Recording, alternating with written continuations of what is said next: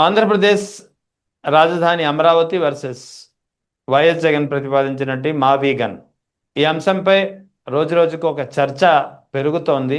తొలి 2 రోజులు ట్రోలింగ్కు గురైన ఆ తర్వాత ఇప్పుడు ట్రెండింగ్ అంశంగా మారుతుంది. సో ఈ క్రమంపై వాస్తవాలు, సాధ్యాసాధ్యాలు, వైఎస్ జగన్ ప్రతిపాదన వెనుక కారణాలు, నిర్దిష్టమైన కారణాలు ఏమైనా ఉన్నాయా, ఈ అన్ని వివరాలపై మనతో మాట్లాడేందుకు జాయిన్ అవుతున్నారు విశ్లేషకులు పురుషోత్తం గారు. సార్ నమస్తే. నమస్తే రెహమాన్ గారు. సార్ ఎలా చూడాలి ఈ అమరావతి చట్టబద్ధత కల్పించే విషయంలోనే అదే సమయంలో వైఎస్ జగన్ కొత్తగా మావిగన్ అంశాన్ని ప్రతిపాదించిన విషయం అందరికీ తెలిసిందే. అసలు వైఎస్ జగన్ మావిగన్ అంశాన్ని తెరపైకి తీసుకురావడానికి నిర్దిష్టమైన కారణాలు ఏమైనా ఉన్నాయా అంటే మీరేం చెప్తారు? లేదా అది కావాలని చేసినట్టు, లేదా అమరావతికి వ్యతిరేకంగా చేసిన పనేనా? జగన్మోహన్ రెడ్డి గారు మాజీ ముఖ్యమంత్రి హోదాలో ఓడిపోయిన తర్వాత మావిగన్ ప్రతిపాదన తీసుకొచ్చారు. అది కూడా యా. అమరావతి రాజధానికి సంబంధించినటువంటి గెజిట్ ప్రక్రియ జరుగుతున్న నేపథ్యంలో 1919 నుంచి 24 వరకు జగన్ గారు అధికారంలో ఉన్నప్పుడేమో 3 క్యాప్ అన్నారు. ఇప్పుడేమో మావిగన్ అంటున్నారు. అంటే జగన్ గారికి ఏమన్నా అమరావతి పట్ల వ్యతిరేకత ఉందా అనే చర్చ మొదటి నుంచి కూడా తేవడానికి ఇది కారణాలు అవుతున్నాయి. కానీ జగన్మోహన్ రెడ్డి గారికి వ్యతిరేకత ఉందని ప్రచారం చేసే వాళ్ళు ఒకవైపు ఉన్నా, ఎందుకు ఇంత పట్టుదలగా ఆ ప్రాజెక్టు పట్ల ఒక స్పెసిఫిక్ అభిప్రాయంతో జగన్ గారు ఉన్నారు? ఆ ప్రాజెక్టు సాధ్యం కాదనే అభిప్రాయాన్ని ఎందుకు అంత స్పష్టంగా చెప్తున్నారు అనేది మనం పరిశీలించినప్పుడు జగన్ గారి ఆ మావిగన్ కావచ్చు, ఆ ప్రాజెక్టు పట్ల వారుకున్న రిజర్వేషన్స్ చూసినప్పుడు దీనికి శివరామకృష్ణన్ గారు రాసిన లేఖే ప్రేరణగా నేను భావిస్తాను. శివరామకృష్ణన్ కమిటీని కేంద్రం కాన్స్టిట్యూట్ చేసింది. యాజ్ పర్ బైఫర్కేషన్ యాక్ట్ ప్రకారం ఆయన ఢిల్లీకి లెటర్ అబ్జర్వేషన్స్ ఇవ్వాలి, నివేదిక ఇవ్వాలి, కేంద్ర ప్రభుత్వం రాష్ట్రానికి సలహా ఇవ్వాలి, డెసిషన్ మాత్రం రాష్ట్ర ప్రభుత్వం. శివరామకృష్ణ ఇది చట్టం చెప్తుంది. కానీ మీరు ఆచరణలో చూడండి, 2014 సెప్టెంబర్ 3వ తారీఖున 2వ తారీఖున అనుకుంటాను కేంద్రానికి నివేదిక ఇస్తాడు శివరామకృష్ణ. ఆ మరుసటి రోజు జరిగిన అసెంబ్లీ సమావేశంలోనే అమరావతి రాజధాని, విజయవాడ చుట్టూ రాజధానిని అనౌన్స్ చేసేస్తారు.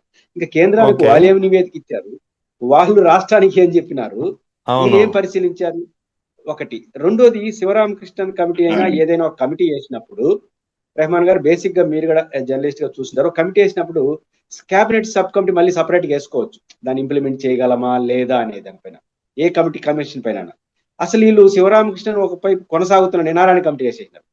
అంటే కేంద్ర వాళ్ళు ఏం ఇస్తారో కూడా తెలియదు, వెంటనే వేసేసారు. కానీ ఐవీఆర్ కృష్ణారావు గారు ఒక అబ్జర్వేషన్ ఇక్కడ కీలకంగా ఉంటుంది. ఐవీఆర్ కృష్ణారావు గారు ఆ రోజు చీఫ్ సెక్రటరీ. ఆయన ఎవరు రాజధాని అమరావతి అనే పుస్తకం రాసినప్పుడు చాలా ఉపన్యాసం, నేను కూడా ఒక వేదికల్లో ఆయనతో పంచుకున్నప్పుడు ఆయన ఒక మాట అన్నాడు, శివరామకృష్ణన్ కమిటీ ఏ కమిటీ అయినా ఒక 6 నెలలు ఎక్కువ టైం అడుగుతుంది, వాళ్ళకి గవర్నమెంట్ ఇచ్చిన టైం కన్నా ఎక్కువ టైం కావాలంటుంది స్టడీ చేయడానికి. వీళ్ళు ఒక 6 నెలలు ముందే ఇచ్చేసి వెళ్ళిపోయినారట, వాళ్ళు ఇచ్చిన టైం కన్నా ముందే ఇచ్చి వెళ్ళిపోయినారట. రీజన్ ఏంటంటాడంట ఆయన, 2 రీజన్ చెప్తాడు. వాళ్ళ శివరామకృష్ణ రాష్ట్ర ప్రభుత్వాన్ని ఒకటి అడిగిద్దట, ఏమని, బంజర భూములు, అటవీ భూములు ఇట్లాంటివి ఎక్కువ ఎక్కడ ఉన్నాయి అని అడిగిందంట. ఆ వివరాలు ఇవ్వడానికి నిరాకరించారు. 2, ఒక కమిటీ జరుగుతుండగానే నారాయణ కమిటీని వేసినారు. దీంతో శివరామకృష్ణ ఒక అభిప్రాయంకి వచ్చారు, ఈ లేదు పొలిటికల్ డెసిషన్ ఆల్రెడీ తీసుకున్నారు, మనం ఇచ్చిన నివేదిక పెద్ద ప్రయోజనకరంగా ఉండదని అడ్వైజబుల్ గా వెళ్ళిపోయాడు ఆయన. ఇది కనపడుతోంది కదా. ఇప్పుడు ఎందుకు శివరామకృష్ణ అడిగాడు? బైఫర్కేషన్ యాక్ట్ లో ఒకటి ఏముందంటే, నూతన రాజధాని ఆంధ్రప్రదేశ్ కి 15,000 హెక్టార్ల డీఫారెస్టేషన్ కి వెసులుబాటు ఇవ్వాలి అని చట్టం ఉంది. నిజంగా దాన్ని మనం రాష్ట్రంలో ఎక్కడ 15 సెక్టర్లు అంటే 40,000 ఎంతో ఎకరాలు కదా, ఇది డీఫారెస్టేషన్ అనుమతి వెసులుబాటు చేస్తా. అంటే 40,000 ఎకరాలు అటవీ భూములను తీసుకోవచ్చు. ఆ దరిదాపుల్లో కానీ మనం ఎంపిక చేసుకొని ఉంటే 40,000 ఎకరాలు ఉచితంగా తీసుకునే పరిస్థితి. బ్యూటిఫుల్. అంటే ఆ చట్టం కానీ రెఫర్ చేస్తుంటే ఇవన్నీ పోగొట్టుకున్నారు. 2, జగన్ గారు ప్రధానంగా భావిస్తుంది ఏంటంటే, జగన్ గారు శివరామకృష్ణ కమిటీ అయిపోయింది, వెళ్ళిపోయారు, మాట్లాడారు, వాళ్ళు అయిపోయింది. చివరిలో ఆయన ఒక లేఖ రాస్తాడు చంద్రబాబు నాయుడు గారు ముఖ్యమంత్రి కానున్నప్పుడు. లేఖ రాసిన కొంతకాలానికి ఆయన చనిపోయాడు, క్యాన్సర్ పేషెంట్ ఆయన. హిందూలో ఆ లెటర్ కూడా యాజ్ ఇట్ ఈజ్ గా వచ్చింది అనుకుంటా. ఆయన ఏమంటాడంటే, చంద్రబాబు నాయుడు గారు రాజధాని అనేది, నూతన నగరం అనేది ఒక రాచరిక పోకడలు. అక్బర్ తాజ్మహల్ కట్టాడు, శ్రీకృష్ణదేవరాయలు కోట కట్టాడు, ఇవన్నీ రాచరిక పోకడలు. ప్రజాస్వామ్యంలో ఉన్నాం మనము. ఇప్పుడు ఆంధ్రప్రదేశ్ రాష్ట్రానికి కావాల్సింది ఒక మహానగరం కాదు, సమతుల్యత, అభివృద్ధి వికేంద్రీకరణ. ఈ రాష్ట్రంలో డిఫరెంట్ రీజన్స్ ఉన్నాయి, అన్నిటికన్నా మించి వనరులు పరిమితంగా ఉన్నాయి, ఇవన్నీ చెప్తూ చివరిగా ఒక హెచ్చరిక చేస్తాడు. చంద్రబాబు గారు నాయుడు గారు ఇప్పటికైనా 4 అడుగులు వెనక్కి మీకు అవకాశం ఉంది. రాజధాని ప్రాజెక్ట్ ఇది ఇంపార్టెంట్. అందరూ రాజధాని నగరాన్ని ఒకటి చేసేస్తారు. ఆయన వేరు చేస్తున్నాడు. రాజధాని వేరు. ఈ రాజధాని ప్రాజెక్టు కోసం రాష్ట్ర వనరులను, శక్తి సామర్థ్యాలను పనంగా పెట్టడం అంటే సూసైడ్ అటెంప్ట్ చేసుకున్నట్టే అంటాడు. ఈ పదం వాడాడు ఆయన లెటర్లో. అది ఐవర్ కృష్ణారావు రాసిన పుస్తకంలో ఉంటుంది. ఆ రాశారు, చనిపోయినారు. జగన్ గారికి ఇది ప్రేరణ అనుకుంటాను. ఈ letter 1 minute sir, sorry to submission. ఈ లెటర్ ఎప్పుడు రాశారండి? ఎగ్జాక్ట్ డేట్ ఏమైనా ఐడియా ఉందా? Do you have? డేట్ ఏం లేదు, కానీ ఆయన రాసిన కొంతకాలం చనిపోయాడు. చంద్రబాబు గారు ముఖ్యమంత్రిగా ఉన్నారు. అమరావతి రాజధాని ప్రాజెక్టు రూపకల్పన జరుగుతా ఉంది. ఒక మహానగరం ఇట్లాంటి దశలో ఆయన లెటర్ రాసి చాలా స్వల్పకాలం చనిపోయారు కూడా. ఐవర్ కృష్ణ గారు లెక్కలో ఉంది. అంటే ఆయన హెచ్చరిక చేశారు. ఈ హెచ్చరికలన్నీ జగన్ గారి దృష్టిలో ఉన్నాయి. ఆయన ఉద్దేశం ఏంటంటే రెండే. జగన్ గారు అమరావతికి వ్యతిరేకం కాదని చాలాసార్లు చెప్పాడు. ఆయన వ్యతిరేకిస్తుంది ఆ project means new city. New సిటీలో జగన్ గారు అబ్జెక్షన్స్ రెండే. ఒకటి, వైబిలిటీ, ఫైనాన్షియల్ వైబిలిటీ లేదు. అదేంటంటే 2 లక్షల కోట్లు అవుతుంది మినిమం ఏర్పాట్లు చేయడానికి. తర్వాత నగరం వస్తుందా రాదా అంటే మనకు చంద్రబాబు గారు చెప్పారు, జీతాలకి వచ్చే ఆదాయం సరిపోతా ఉంది, ఇంకా మనం ఏం చేయాలని అప్పు చేయాలన్నాడు. ఏం చేయాలని అప్పు చేయాల్సి వచ్చినప్పుడు రాజధానికి కూడా అప్పే చేయాల్సి వస్తుంది కదా. అన్ని లక్షల కోట్లు అప్పు చేస్తే ఒకవేళ అప్పు చేస్తాము, శక్తి సామర్థ్యాలు పెడతాము, ఆ తర్వాత అది వైబిలిటీ కాకపోతే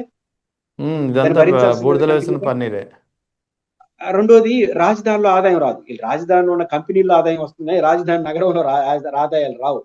కాబట్టి ఇప్పుడు అది ఆదాయం రాయి వనరుగా మారిపోయి అక్కడ ప్రజలు ఇబ్బంది పడి రాష్ట్రం ఇబ్బంది పడే పరిస్థితి వస్తుంది. కాబట్టి ఇప్పుడు లవాసా, నోయిడా లాంటి అనుభవాలు దృష్టిలో పెట్టుకొని ఒకటి ఫైనాన్షియల్ వైబిలిటీ లేదు, సస్టైనబిలిటీ అవుతుందా లేదా అనుమానం. ఎందుకంటే పక్కన విజయవాడ, గుంటూరు ఉంది కాబట్టి ఈ 2 నగరాలకి సంబంధం లేని కొత్త నగరం మనం ప్లాన్ చేస్తున్నాం.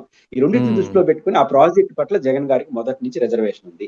దానికి అప్పుడు 3 క్యాప్లు అనుకున్నాడు, వర్కౌట్ కాలేదు. ఇప్పుడు మావిగన్లో కూడా ఆయన చెప్తుంది ఏంది, మచిలీపట్నం, విజయవాడ, గుంటూరులో ప్రభుత్వ భూముల్లో రాజధానికి కావాల్సిన కార్యాలయాలు పెట్టేస్తే ఇంకా దాని అంతా అభివృద్ధి చెందుతుంది, మనం ప్లాన్ గా ముందుకెళ్తే సరిపోతుంది అనేది ఆయన కాన్సెప్ట్ తప్ప శివరామకృష్ణ గారి లెటరు, ఆయన అనుభవాలు, చంద్రబాబు గారు 14 నుంచి 19 వరకు జరిగిన పరిణామాలు దృష్టిలో పెట్టుకునే జగన్ గారు ఆ రాజధాని ప్రాజెక్టు పట్ల తనకు స్పష్టమైన రిజర్వేషన్స్ ఉన్నాయి. అందుకు ప్రత్యామ్నాయంగా అప్పుడు 3 క్యాప్లు అనుకున్నాడు, అది సాధ్యం కాలేదు. ఇప్పుడు మావిగన్ పేరుతో ముందుకు వచ్చాడు తప్ప ఒక ఏదో కక్ష గట్టో లేదా వ్యతిరేకత అనేది మాత్రం మనం అనుకోలేము. అయితే ఇక్కడ క్లియర్ గా శివరామకృష్ణ లెటర్ ద్వారా ఏదైతే చంద్రబాబు నాయుడుకు సూచనలు జారీ చేశారో ఆయన చనిపోయే ముందు, ముఖ్యంగా అది వయబిలిటీ కాదని చెప్పి అక్కడ వద్దని చెప్పి, సో తర్వాత గవర్నమెంట్ మీద అతనికి ఉన్నటువంటి అనుమానాల నేపథ్యంలో, సో వీటన్నిటిని బేస్ చేసుకునే వైఎస్ జగన్ కూడా అమరావతి ప్రాజెక్ట్ వయబిలిటీ కాదు కాబట్టి మావిగన్ ప్రతిపాదన తీసుకొచ్చారని మనం అర్థం చేసుకోవాలి. అంటే శివరామకృష్ణన్ గారు ఆ ప్రాంతం అనే దానికన్నా న్యూ సిటీ సాధ్యం కాదంటాడు. ఎగ్జాక్ట్లీ. మనం శివరామకృష్ణన్ గారు అర్థం చేసుకోవాల్సిందంటే శివరామకృష్ణన్ మిగతా 2 సభ్యులు కూడా ఎక్స్పర్ట్స్, వాళ్ళు పొలిటీషియన్స్ కాదు. పైపెచ్చి మన రాష్ట్రానికి సంబంధం లేని వాళ్ళకి ఏం రాగద్వేషాలు ఉండవు. రాయలసీమ, ఉత్తరాంధ్ర, విజయవాడ రాగద్వేషాలు ఉండవు. మనకంటే మనం ఓ ప్రాంతంలో ఉంటాం కాబట్టి ఏదో ప్రేమ ఉండొచ్చు, ద్వేషాలు ఉండొచ్చు. వాళ్ళు ఇతర ప్రాంతాలలో 3 టౌన్ ప్లానింగ్ ఎక్స్పర్ట్స్. వాళ్ళు చండీగఢ్ చూసినారు, లవాసా చూసినారు, ప్రపంచంలో ఉన్న రాజధాని నగరాలు, న్యూ సిటీ పట్ల శివరామకృష్ణన్ స్పష్టమైన వ్యతిరేకత ఉన్నాడు. నేను కూడా అదే అభిప్రాయం. ప్రపంచంలో ఏ నగరం చూసుకున్నా, భారతదేశంలో చండీగఢ్, నయా రాయ్పూర్, లవాసా, నోయిడా, ఇవన్నీ ఎక్స్పీరియన్స్ ఏం చెప్తాయి? గాంధీనగర్ ఎక్స్పీరియన్స్ ఏంటి? గుజరాత్ అన్ని మోడల్ కదా. గాంధీనగర్ లో ఉంటున్నారు, ఆ పక్క ఏదో మంచి నగరం ఉంది, ఆ నగరానికి వచ్చేస్తున్నారు సాయంత్రం. ఇట్లా స్టేట్ క్యాపిటల్ నుంచి చెప్తున్నాను. ఇప్పుడు మన ఆంధ్రప్రదేశ్ క్యాపిటల్ నుంచి మీరు ఎప్పుడన్నా హైదరాబాద్ అవుట్స్కట్ లో వచ్చారంటే మొత్తం వెహికల్స్ పరిగెత్తా ఉంటాయి అమరావతికి, విజయవాడకి. సాయంత్రానికి అక్కడికి వచ్చేస్తున్నారు, తెల్లారి తీరికి వస్తుంది, అంటే రాష్ట్రమే దాటి వచ్చేస్తున్నారు.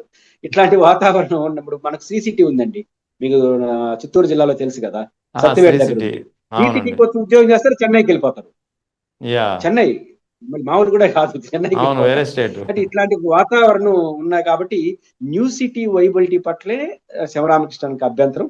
న్యూ సిటీ కోసం ఖర్చుకు డబ్బులు లేవు, బలవంతంగా ఖర్చు చేసేస్తే అది చాలా ప్రమాదంగా మారిపోతే సూసైడ్ అటెంప్ట్ అనే మాట వాడినాడు. అది జగన్ బాగా హెచ్చరిక బాగా తీసుకున్నట్టున్నారు కాబట్టి వారు ఈ రూట్ లో పోతున్నట్టుగా అంటే రాజధాని అనేది అదనపు ఆకర్షణగా ఉండాలి తప్ప అదనపు భారం కాకూడదు అనేది జగన్ గారి యొక్క ఆలోచన కనిపిస్తుంది. సో ఇక తాజాగా సుప్రీంకోర్టుకు సంబంధించి ఎలక్షన్ కమిషన్ సంబంధించి కొన్ని కీలకమైన పరిణామాలు చోటు చేసుకున్నాయి. సుప్రీంకోర్టు ఎలక్షన్ కమిషన్కు తర్వాత కేంద్ర ప్రభుత్వానికి రాష్ట్ర ప్రభుత్వాలకి నోటీసులు జారీ చేసింది. ఉపాధ్యాయ అనే ఒక న్యాయవాది దాఖలు చేసినటువంటి పబ్లిక్ ఇంట్రెస్ట్ లిటిగేషన్ ఆధారంగా. అంటే ఓట్లు వేసేటప్పుడే ఓటుకు మనం చేసే ఓటుకి ఈ ఆధార్తో లింకప్ చేసి ఉండాలి. అదే సమయంలో finger and iris biometric verification ఉంటే ఈ ఘోస్ట్ ఓటింగ్ కానీ డూప్లికేట్ ఓటింగ్ కానీ వీటిని చెక్ పెట్టవచ్చు అని చెప్పి ఆయన అభిప్రాయపడిన అంశం. దీనికి అనుగుణంగానే సుప్రీంకోర్టు కూడా నోటీసులు ఇచ్చింది. దీన్ని ఎలా తీసుకోవాలి? ఖచ్చితంగా ఈ నోటీసులను స్వాగతించాలి. ఇది ఏమవుతుంది, ఇది మా వల్ల అవుతుందా కాదా, ఇప్పట్లో చేయలేము, ఇట్లాంటి ప్రకటన కూడా రావచ్చేమో వాళ్ళ నుంచి. కానీ ఏ దేశంలోని ఎన్నికల ప్రక్రియ సులభతరం అవడం, అకౌంటబిలిటీ పెరుగుకుంటూ ఆబోవాలి. మనకు భయాలు పెరుగుతూ వస్తున్నాయి. ఇంతకుముందు రెహమాన్ గారు ఏంటి, నా ఓటు ఉందా లేదా, దొంగోట్లు ఉన్నాయా లేవా, ఈ చర్చ చెప్పినాడు. ఇప్పుడు పరిస్థితి ఏమైపోయింది, ఆ నుంచి పోయి నా ఓటు నేను వేసినోడికే పడిందా లేదా అనే చర్చకు వచ్చేసినాం. ఒకప్పుడు నా ఓటు ఉందా లేదా, ఇప్పుడు నా ఓటు నేను వేసినోడికే పడిందా లేదా అని డౌట్. ఇది ప్రజాస్వామ్యానికి చాలా ప్రమాదకరం.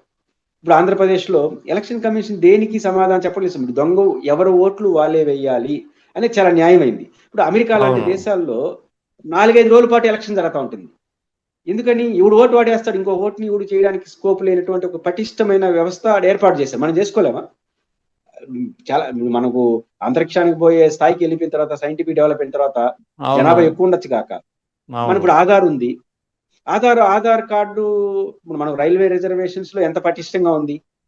ఆధార్ కార్డు మినిమం లేకపోతే ఇప్పుడు మనకు పాస్పోర్ట్ ఉంది. పాస్పోర్ట్ నేను ఆధార్ కార్డులో నా సర్టిఫికేట్ లో చాలా లోపాలు ఉన్నాయి, నాకు తెలియదు ఇన్నేళ్ళు. ఖచ్చితంగా పాస్పోర్ట్ కడిపోయేసరికి అన్ని లోపాలు బయటపడిపోయినాయి. అంటే మనకి టెక్నాలజీ లింక్ చేస్తే అన్ని బయటకు వస్తున్నాయి. ఇది తెలిసి కూడా ఎలక్షన్ ప్రక్రియలో ఎందుకని మన టెక్నాలజీని ఉపయోగించుకొని ఒక పారదర్శకమైన వాతావరణం తీసుకురావాలని చర్చించాలి. అన్నిటికన్నా మించి దానికి తోడు ఇది జరిగితే రెండో చర్చ వస్తుంది, మనం ఓటు వేసిన వాళ్ళకే ఓటు పడిందా, ఈవీఎం మిషన్లు పర్ఫెక్ట్ గా పనిచేస్తున్నాయా. రెండోది ఎలక్షన్ కమిషన్ అకౌంటబిలిటీ కాన్సెప్ట్. మన ప్రకాల ప్రభాకర్ గారు లేవనెత్తిన అంశాలు చూసుకున్నప్పుడు సాయంత్రం 5 నుంచి ఉదయం 2 గంటల వరకు ఎలక్షన్ జరగడం ఏంటి, సరే జరిగింది దీంట్లో అప్ అండ్ డౌన్స్ ఏంటి, day time up and downs అంటే యాక్సెప్టబుల్. రెహమాన్ గారికి ఉదయం 10 గంటలకు వస్తాడు, నాకు 11 గంటలకు వస్తా. కానీ సాయంత్రం 5 గంటలకు డోర్స్ క్లోజ్ చేసేసిన తర్వాత ఒకే పద్ధతిలో ఉండాల్సినటువంటి ఓటింగ్ ఇంత వైరాస్యం, ఒకసారి 0.5% ఓటింగ్, ఒకసారి 2-3 ఓట్లు, 8%, ఒకసారి 4%. ఎట్లొచ్చింది? ఎందుకంటే తెల్లారితో వస్తే అర్థం చేసుకుంటా, ఎందుకంటే షరతులు లేవు. కానీ 5 గంటలతో షరతులు డోర్ క్లోజ్ చేసేస్తారు. 5 తర్వాత లోపల ఉంటే డోర్ క్లోజ్ చేసి స్లిప్లు ఇచ్చేస్తారు. అప్పుడు క్రమ పద్ధతిలో ఓటింగ్ జరగాలి. పరకాల ప్రభాకర్ గారు చెప్పిందంతా తప్పని ఒప్పని నేను జోలికి వెళ్ళట్లా, కానీ ఖండించదు ఇంతవరకు ఎలక్షన్ కమిషన్. అదే కదా, ఇంత మాల్ ప్రాక్టీస్. 3200 పోలింగ్ బూతుల్లో 52 లక్షల ఓట్లు జరిగిన ఎలక్షన్స్ అంటాడు ఆయన. ఇప్పుడు తమాషా ఏంటి, దీనికి సరైన నేనేమి వైసీపీ వాళ్ళు ఈవీఎంలతో ఓడిపోయినారని, తెలుగుదేశం ఈవీఎంలతో గెలిచారని నేను అన్నాను. బట్ 52 లక్షల ఓట్లు 5 నుంచి రాత్రి వరకు జరిగినాయి. వైసీపీ ఓడిపోయింది కూడా 52 లక్షలు.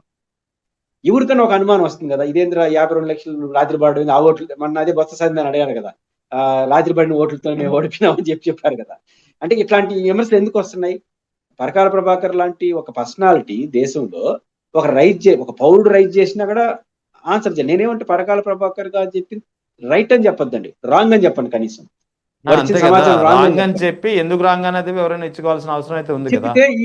ఇప్పుడు ఎలక్షన్ కమిషన్ పారదర్శకంగా లేకపోతే అనుమానాలు పెరుగుతాయి. ప్రజాస్వామ్యంలో ఎలక్షన్ కమిషన్ నా ఓటు నేను వేసిన వాడికి పడలేదనే భయం వచ్చేస్తే డెమోక్రసీ కుప్పగొలిపోతుంది, నియంతృత్వానికి దారి తీస్తుంది. ఎలక్షన్ కమిషన్ ఆ విశ్వసనీయత పోగొట్టు చూసుకోవాలి. ఇప్పుడు ఉపాధ్యాయ అనే వారు వేసిన ఈ పిటిషన్ ఆధార్తో స్టార్ట్ అయ్యి ఓటింగ్ వరకు పర్ఫెక్ట్ గా ఉండేట్టుగా సంస్కరణలు రాగలిగితే మంచిది. ఆయన ఇంకొకటి కూడా చెప్పారు కదా సార్, ఒకటి కేవలం ఘోస్ట్ ఓటింగ్, తర్వాత డూప్లికేట్ ఓటింగ్, తర్వాత ఇంపర్సనేషన్ ని అరికట్టడమే కాకుండా ఏదైతే రియల్ టైం ఓటింగ్ అంటే ఏ బూత్లో ఏ క్షణంలో ఎంత ఓటింగ్ నమోదైంది అనేది ఒక రియల్ టైం ఓటింగ్ యాక్యురేట్గా వస్తుంది. ఆధార్తో దీన్ని లింకప్ చేసి finger and iris biometric verification నిర్వహిస్తే ఖచ్చితమైనటువంటి యాక్యురేట్ రియల్ టైం ఓటింగ్ అనేది పర్సంటేజ్ వస్తుంది అంటే అని క్లియర్గా చెప్పారు. అంటే ఇక్కడ ఎలక్షన్ కమిషన్ రిపోర్ట్ ఆధారంగా పరకాల ప్రభాకర్ గారు రాసిన కథనంలో కూడా మనకు కనిపించినటువంటి అవకతవకలు అవే. ఓ గంట ఒక ఓటింగ్ శాతం, ఒక గంట మరో ఓటింగ్ శాతం. సో ఈ యాక్యురేట్ ఓటింగ్ అనేది ఈ పద్ధతి ప్రవేశపెడితే ఈ రియల్ టైం ఓటింగ్ పర్సంటేజ్ అనేది కనిపిస్తుంది కదా అని అంటారు ఆయన. ఖచ్చితంగా ఇప్పుడు పరకాల ప్రభాకర్ గారి ఆరోపణలకి ఆయన క్వశ్చన్ కాదు, ఇప్పుడు ఆయన చెప్పింది కానీ అమలైపోతే ఇంక సమస్య లేదు కదా, ఎప్పుడు ఎవరు ఓటేసారో తెలిసిపోతుంది కదా. కనీసం సీసీ కెమెరాలు ఉన్నాయి కదా, సీసీ కెమెరాలు ఇప్పుడు పరకాల ప్రభాకర్ ఎలక్షన్ కమిషన్ పట్ల అనుమానాలు ఎందుకు పెరుగుతాయంటే, రెహమాన్ గారు ఇప్పుడు వారు చెప్పింది అమలయ్యేది తర్వాత మీకు సీసీ కెమెరాలు ఉన్నాయి కదా, అయ్యా 2200 పోలింగ్ బూతుల్లో నువ్వు చెప్పిన 5 గంటలు ఇదిగో ఓటింగ్ సరళి చూసుకో అని చెప్పి ఇవ్వచ్చుగా, పబ్లిక్ చేయొచ్చు కదా. ఇప్పుడు వారు ఊరు పిన్నెల రామకృష్ణారెడ్డి గారు ఈవీఎంలు కేసులో ఎట వచ్చింది, సీసీ కెమెరాలే కదా. ఇప్పుడు రాత్రి 3200 పోలింగ్ బూతుల్లో కనీసం ఒక 10 పోలింగ్ బూతుల్లో గ్లేరింగ్ గా ఉండే పోలింగ్ బూత్ ఎంపిక చేసుకుని ఏదో రాత్రి టైం టు టైం ఎన్ని ఓట్లు ఎట్లా పోల్ అయినాయో చూసుకొని చూపించచ్చుగా. సీసీ కెమెరాలు మీ దగ్గర ఉన్నాయి కదా, చేయట్లేదు అంటే పారదర్శకమైన వాతావరణం లేదు. వారు ఉపాధ్యాయ గారి లేవనెత్తిన అంశం కానీ వర్కౌట్ అయితే దొంగ ఓట్లు నివారణ అవుతాయి, ఎవరు ఓటు వాళ్ళే వేస్తారు. 2 ఇట్లాంటి అనుమానాలు కూడా ఆంధ్రప్రదేశ్ లో జరిగిన అనుమానాలు, దేశంలో పరకాల ప్రభాకర్ గారు లేవనెత్తిన అనుమానాలు కూడా ఇంకా స్కోప్ ఫుల్ స్టాప్ పడిపోతుంది.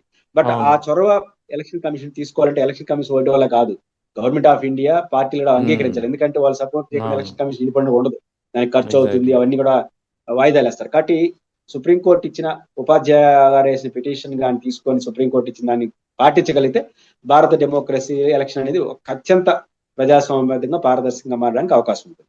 Right sir, right. Thank you sir, thank you.